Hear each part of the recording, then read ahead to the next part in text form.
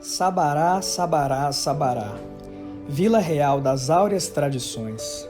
Tua imagem gloriosa aqui está, viva e presente em nossos corações, florescente, risonha e formosa, enfeitando essas plagas louças. Bem merece o prestígio que goza, entre as belas cidades irmãs, lindos templos cristãos onde entoa o bom gosto com a arte mais rara, em que Antônio Francisco Lisboa seu talento em vulgar confirmara. Sabará é um município do estado de Minas Gerais, localizado na região metropolitana de Belo Horizonte. É constituído por 18 bairros e os distritos de Carvalho de Brito, Ravena e Mestre Caetano. A história de Sabará tem suas raízes nos primórdios da colonização do Brasil. Está relacionada à lenda do Sabarabuçu, fervilhando na imaginação dos colonizadores que buscavam no sertão uma serra feita de prata e pedras preciosas. Eleito por Fernão Dias Paz, Matias Cardoso de Albuquerque se tornou líder da equipe de vanguarda da Bandeira das Esmeraldas. Teve como objetivo preparar o caminho, abrir picadas, implantar roças e pousos. Depois de muito viajar, Matias encontrou um local favorável para a implantação de roças, com fonte de água, livre do perigo das enchentes e um ponto de travessia do rio a pé. Assim, Sabará passou a ser local de pousada para a travessia do sertão.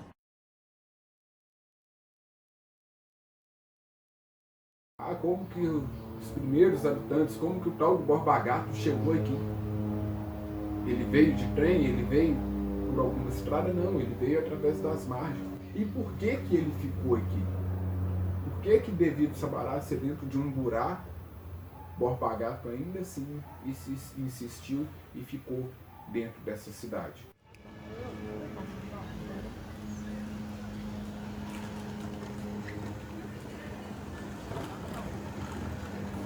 Roça Grande é o primeiro arraial da cidade. Lá a gente tem duas igrejas, uma mais antiga e uma que é mais nova, mas Santo Antônio de Roça Grande. Todo mundo que chegava na cidade, Borba Gato, o primeiro arraial que ele ficou foi lá. Ele chegava mais do Rio e lá ele se estabeleceu primeiro, depois que ele veio para o lado de cá. Mas é o primeiro arraial de Roça Grande, por ser uma terra bem grande, uma roça bem grande, e aí eles chamavam de roça. É roça, vamos ficar nessa roça, vamos ficar nessa roça. Ficou Roça Grande por causa disso. Mas é o primeiro povoado, é o primeiro arraial de Sabará. Depois disso veio a Vila Real de Nossa Senhora da Conceição, depois o arraial de Itaquanuacanga, depois o arraial de Nossa Senhora do Carmo e os outros que vão formando a cidade. Mas o primeiro povoado, os primeiros habitantes da cidade, eles permaneceram, eles se fundaram ali em Roça Grande. E infelizmente não tem nada do século XVIII lá. Tem só história. Por ser uma roça, eles chegaram lá, ficaram lá um tempo e depois vieram para cá, desbravando a cidade. E lá não teve nenhuma família de posses, nenhuma família rica que mandou construir nada. Só existe a história de ser um primeiro povoado, os primeiros habitantes chegaram por lá. O Arraial da Barra do Sabará foi o centro comercial estratégico diretamente ligado à Estrada Real. Já por volta de 1700, possuía intensa movimentação, sendo um dos mais populosos das minas. Em 1711, foi elevado à condição de Vila Real de Nossa Senhora da Conceição do Sabará, também conhecida como Vila do Sabará. 3 anos depois, tornou-se sede da extensa comarca do Rio das Velhas, cuja jurisdição alcançava os limites de Goiás, Pernambuco e Bahia. O Fácio de Ouro fez a coroa portuguesa instalar as casas de fundição, a fim de serem cobrados os impostos sobre a produção aurífera. Contudo, terminado o ciclo do ouro, Sabará manteve uma relativa atividade comercial até boa parte do século XIX, e ainda hoje o ouro é explorado no município. Em 1822, Sabará contribuiu com uma significativa importância em dinheiro e como voluntários para a luta pela independência. A chegada da Ferrovia Central do Brasil a Sabará inaugurou o ciclo do ferro, que também persiste até os dias atuais.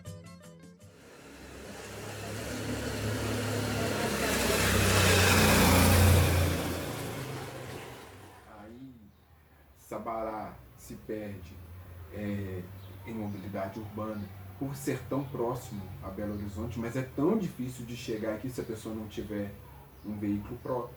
Vai depender de ônibus sucateados, passagem cara, porque é muito próximo de Belo Horizonte. Você fica 40 minutos dentro de um ônibus.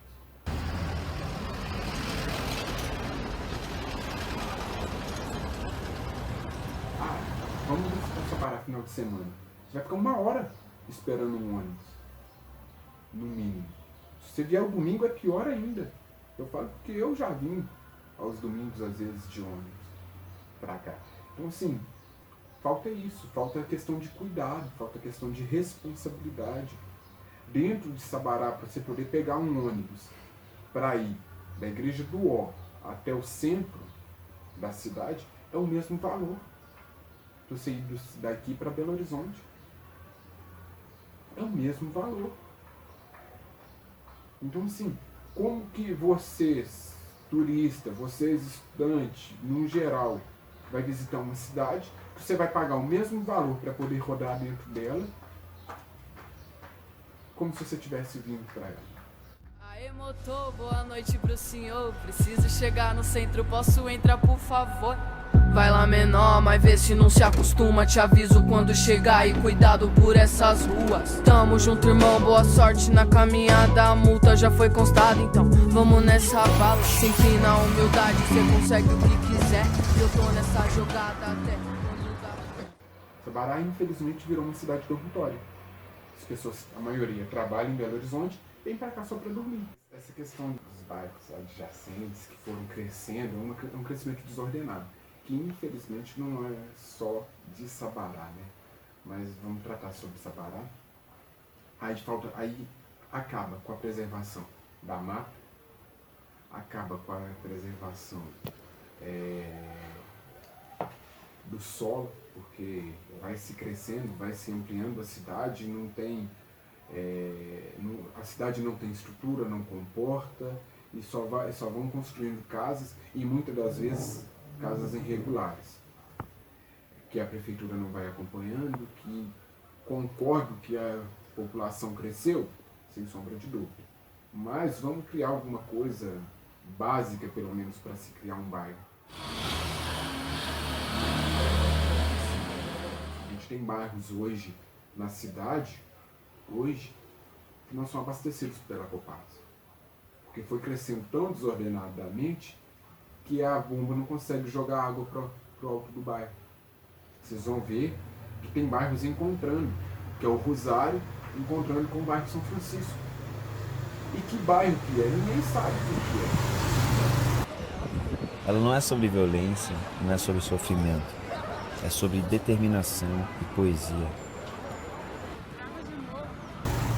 E aí, infelizmente, junto com esse crescimento desordenado, vem a criminalidade.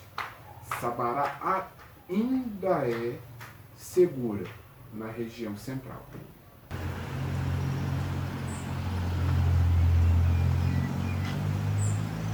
Se a gente quer investir em saúde, a gente tem que investir em saneamento básico. Não tem como eu investir na saúde, na UPA, se eu não investir em saneamento básico. Porque a maioria das doenças, elas vêm de lá. Elas vêm da infestação do solo. Ainda hoje, 2019, eu conheço algumas casas que são de fossa, que não tem esgoto encanado, rede de esgoto encanada. Aqui no Cabral nós temos, mas pro alto, nessa região do Rosário, com o São Francisco, nós temos. Então é um absurdo você pensar que em 2019, algumas pessoas vivem da mesma forma que viviam lá no século XVIII.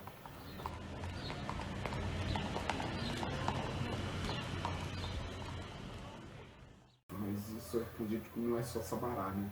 É no geral. Ou lá no Taquara, tipo isso aqui.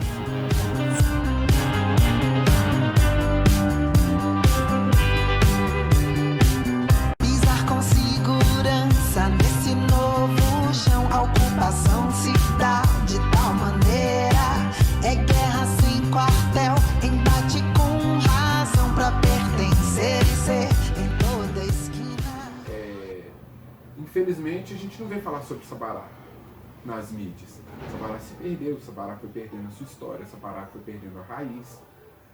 A população ficou desacreditada, a população não sabe de onde que vem, para onde que vai. Se perdeu uma linha, porque o próprio sabarense ele não estuda a sua cidade. As escolas municipais, que eu acho que deveria colocar como foco a sua história, a sua cidade, não falam. Porque quando se estuda história, beleza, para mim poder saber da história do país, eu deveria começar pela minha história.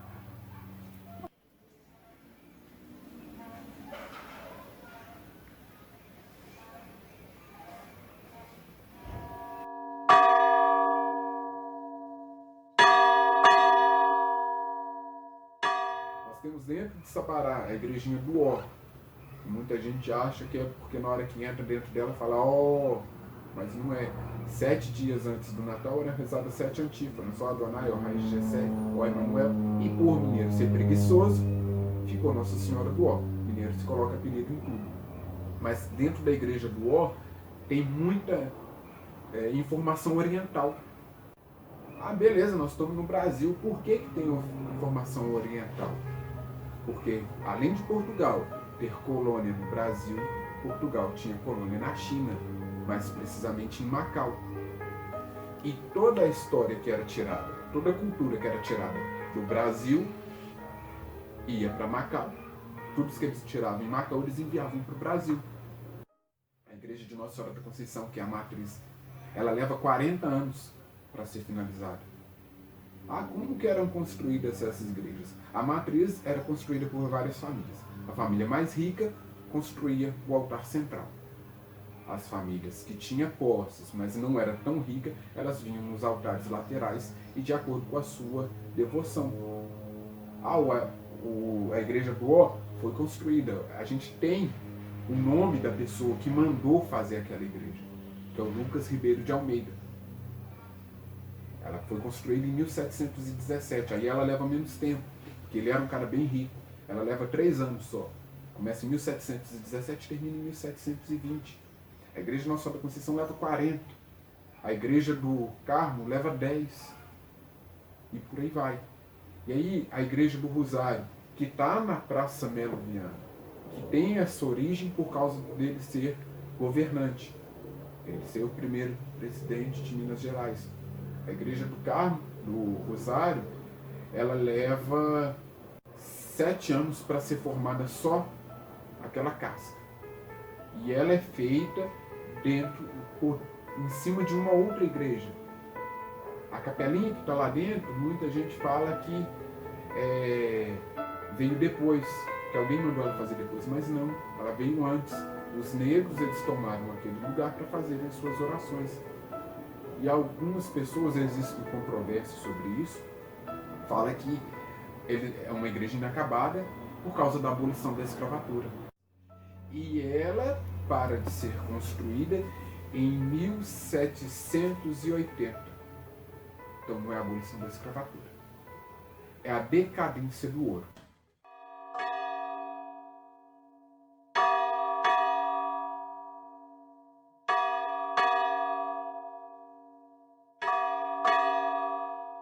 Você vai ver em todos os lugares do país, sobretudo, igrejas construídas pelos escravos de Nossa Senhora do Rosário. Uma igreja de preto, pobre e simples, no centro da cidade.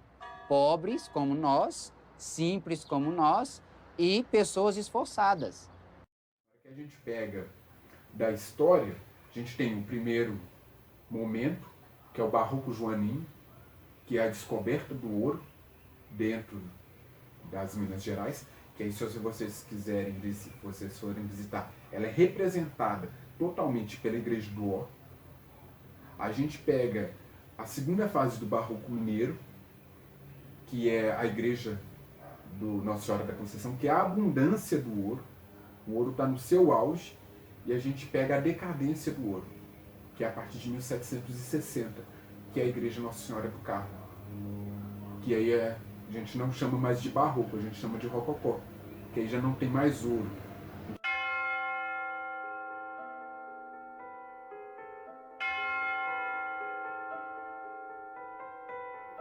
que é templo religioso fica focado, porque vem um padre, a comunidade vai visitando, a comunidade está sempre lá.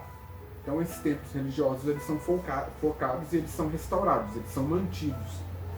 Mas quando a gente pega museu, quando a gente pega os casarões, quando a gente pega os teatros do Brasil num todo, está esquecido.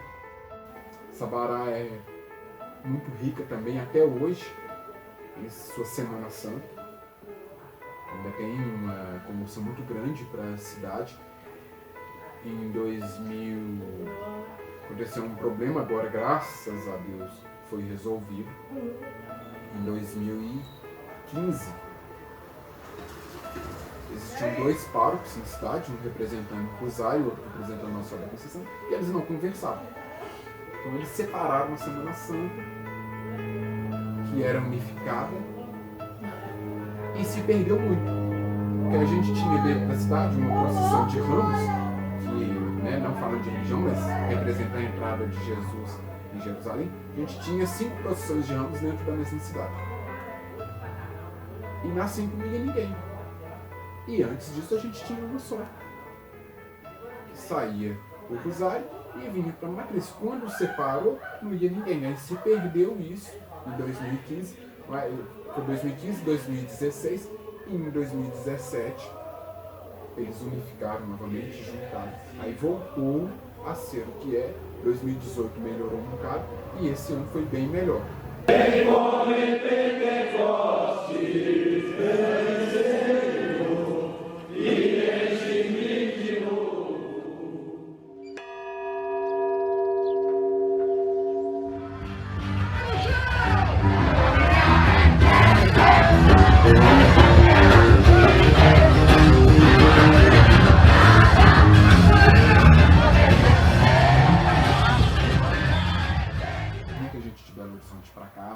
Vem muita gente conhecer o Carnaval de Sabará, que vale a pena, que é muito gostoso.